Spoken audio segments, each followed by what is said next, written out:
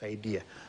Wakati uchaguzi ule 2017 unafanyika, mimi nilikuwa hospitali hapa, Nairobi Hospital.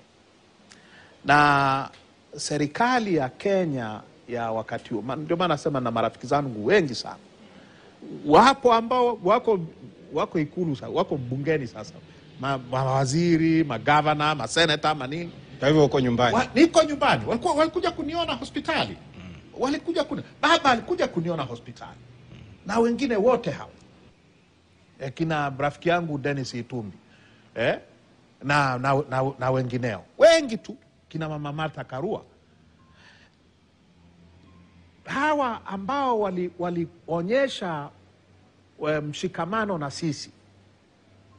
Wakasema huyu mtu ameletwa hapa, amejeruhiwa hivi, Watanzania wataka kumuua.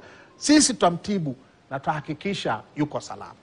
Mimi namheshimu sana baba. Na natambua mchango wake katika kuifanya Kenya ya kidemokrasia.